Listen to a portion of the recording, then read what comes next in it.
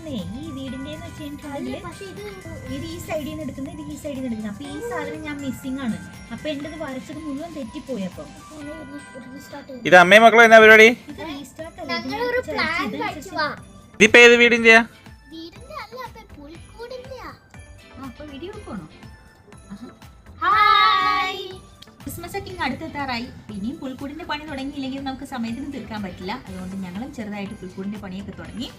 അപ്പോൾ ഞങ്ങൾ എല്ലാ വർഷവും പുൽക്കൂട് പണിയുന്നതിന് കുറച്ച് പ്ലാനിങ് ഒക്കെ ഉണ്ടാക്കിയാണ് ചെയ്യുന്നത്. ഞങ്ങൾ കുറച്ച് റെഫറൻസ് ഒക്കെ എടുത്തിട്ടുണ്ട് ഗൂഗിളിൽ നിന്ന്. അങ്ങനെ കുറച്ച് റെഫറൻസ് ഒക്കെ ഉണ്ട്. അപ്പോൾ ഇതെല്ലാം ചേർത്ത് വെച്ചിട്ട് നമുക്ക് ഒരു കൂടുണ്ടാക്കാനാണ് നമ്മൾ പ്ലാൻ ചെയ്തിരിക്കുന്നത്.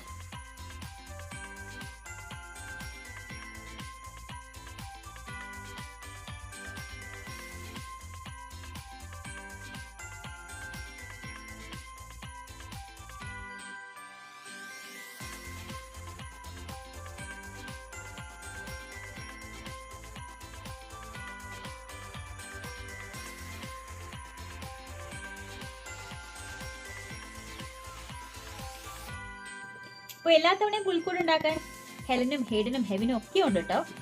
അതുകൊണ്ട് അവർക്ക് ക്രിസ്മസ് എന്ന് പറയുമ്പോൾ തന്നെ ഒത്തിരി നല്ല നല്ല ഓർമ്മകളാണ് വരുന്നത്. നമ്മൾ പഴയ വീഡിയോസിലൊക്കെ ഇട്ടിട്ടുണ്ടായിരുന്നു. കാനഡയിൽ വന്നതിന് ശേഷം നമ്മൾ ഒരിക്കലും തന്നെ പുൽക്കൂട് ഉണ്ടാക്കുന്നത് മുടക്കിയിട്ടില്ല. എല്ലാ വർഷവും നമ്മൾ പുൽക്കൂട് ഉണ്ടാക്കും. അതുകൊണ്ട് ഇവർ ജനിച്ചപ്പോൾ തുടങ്ങി ഇവർ കാണുന്ന ഒരു കാര്യമാണിത്. അതുകൊണ്ട് ഇവർ ഭയങ്കര ഇൻട്രസ്റ്റഡ് ആണ് പുൽക്കൂട് ഉണ്ടാക്കാനും. എല്ലാ തവണ ഉണ്ടാക്കുന്നതൊന്ന് മാറ്റി പിടിക്കാമെന്ന് വിചാരിച്ചതുകൊണ്ട് ഇത്തവണ നേറ്റിവിറ്റി സീൻ നമ്മൾ ഉണ്ടാക്കുന്നത് റൗണ്ട് ഷേപ്പിലാണ്. അപ്പോൾ നമ്മുടെ മുകളിലത്തെ ഒരു ടേബിളിൽ കൊള്ളാവുന്ന പാകത്തിനാണ് നമ്മൾ ഉണ്ടാക്കുന്നത്. ഞങ്ങൾ കുറച്ച് കാർഡ്ബോർഡൊക്കെ സംഘടിപ്പിച്ച് വെച്ചിട്ടുണ്ട്. അപ്പോൾ ഈ വേസ്റ്റ് മെറ്റീരിയൽസ് വെച്ചിട്ടാണ് നമ്മൾ ഇത്തവണ പുൽക്കൂട് ഉണ്ടാക്കുന്നത്. നമുക്കിതൊക്കെ ഒന്ന് കട്ട് ചെയ്ത് റെഡിയാക്കി എടുക്കാം.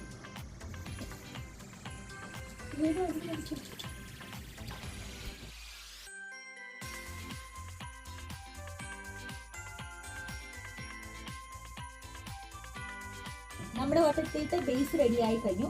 പെർഫെക്റ്റ് സർക്കിൾ ഒന്നും അല്ല, എങ്കിൽ കൂടിയാണെങ്കിലും ഫ്രണ്ടിലായിട്ടൊരു പുൽക്കൂട്, പിന്നെ വഴിയിലൂടെ ഒക്കെ നടന്നു പോകുമ്പോൾ അങ്ങിങ്ങായി കുറച്ച് വീടുകൾ, ഒരു കുന്ന്, മല, പിന്നെ ഒരു പറ്റുവാണെങ്കിൽ ഒരു കൊട്ടാരം, ഇതൊക്കെയാണ് ഞങ്ങൾ ഉദ്ദേശിച്ചിരിക്കുന്നത്. അപ്പോൾ ഇനി ചെറുതായിട്ട് നമുക്ക് കൂടിന്റെ പണിയും കൂടെ തുടങ്ങാം.